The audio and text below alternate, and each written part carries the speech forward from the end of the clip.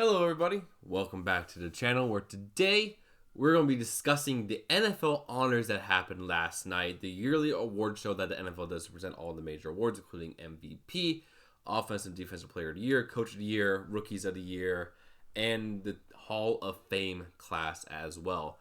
And there are some surprising results last night, particularly among MVP and the Hall of Fame class in particular brought up some noise. But I'm going to go through all the winners, give you my thoughts on who I think should have won, if they got it right, if they got it wrong type thing. But overall, it's just a fun little video to get out. And if you enjoy the content, like, comment, and subscribe. And this is going with MVP went surprisingly, in my personal opinion, to Bills quarterback Josh Allen. The reason why I'm saying surprisingly is because Lamar Jackson clearly had better stats throughout the year, both in the passing game and in a running game.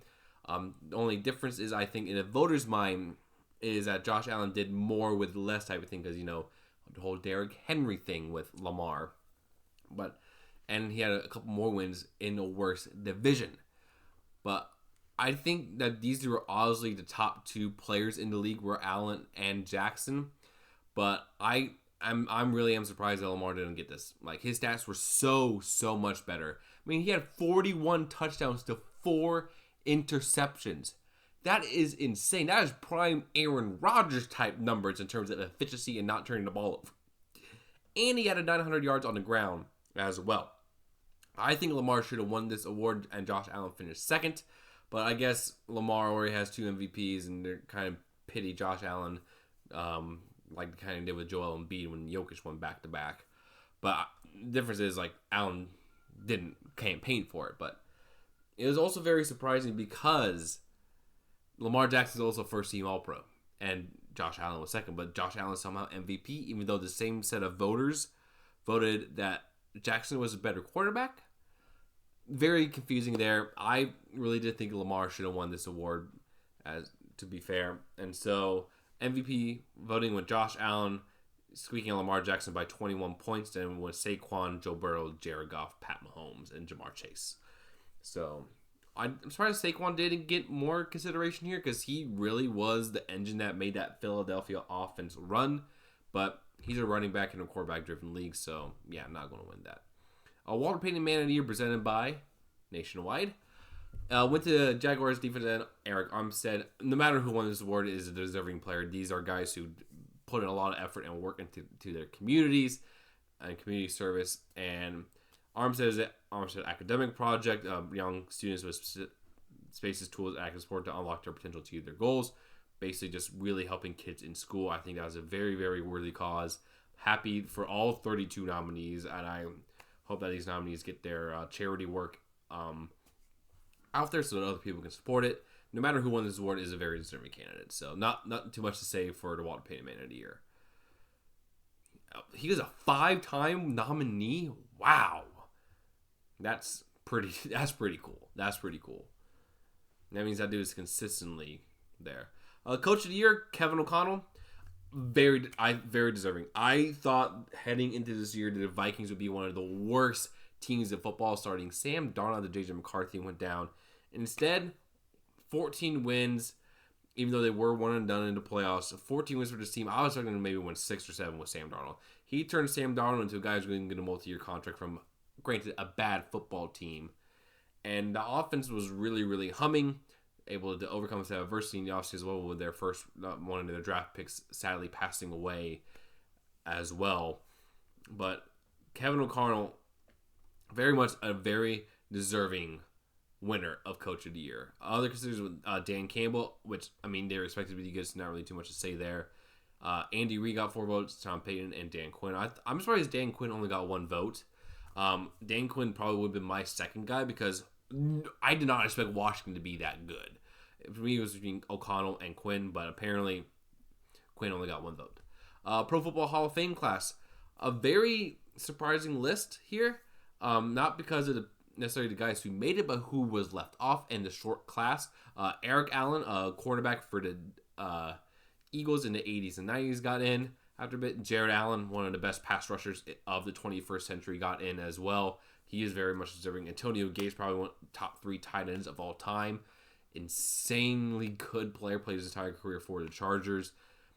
got in, and Sterling Sharp finally got in.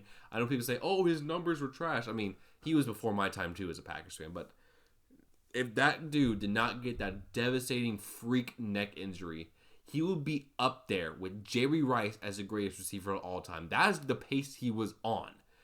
And yeah, Sterling Sharp absolutely deserves, especially ever since Terrell Davis made it on a short career. There's no excuse not to let Sterling Sharp in. 100% deserved it.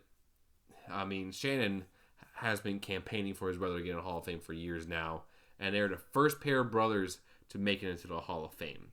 So congratulations, Sterling Sharp, from all Packers Nation. We love you, and we're so glad you're in. Some snubs. Eli Manning didn't get in, which was not shocking for me, as he's kind of a mid-regular season quarterback with the 2 Super Bowls to really carry him. Terrell Suggs, I'm surprised to get in. He was on the same level for me as Jared Allen. Luke Kuechly didn't get in the first ballot, like the most dominant linebacker of his generation. Anna Vinatieri, he's a kicker, so it's going to be tough for him. Marshall Yanda didn't get in. Mike Holmgren didn't get in, which was upsetting for me. Torrey Holt didn't get in, which I was also very surprised by. Torrey Holt deserves to be in. He's deserved to be in for the past 4 years, so yeah, not too great there, but I'm just happy Sterling Sharp got in. So that's my thoughts there. Defensive Rookie of the Year, Jared Verse. Had a really good, solid season, but kind of surprised that with these numbers that he got it. I mean, 4.5 sacks, not really that impressive.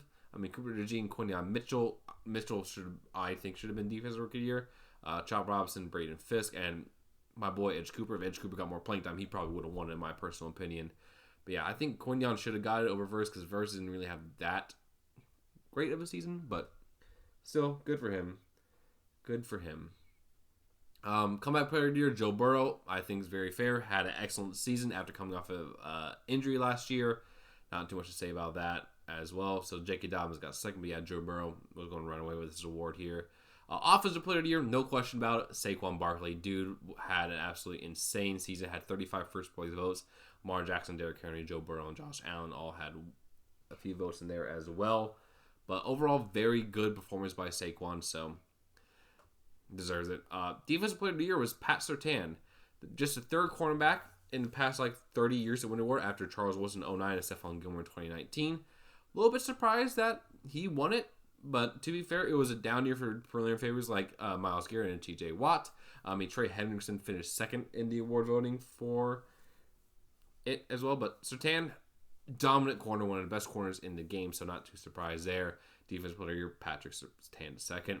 And offensive rookie of the year, obviously with the Jaden Daniels.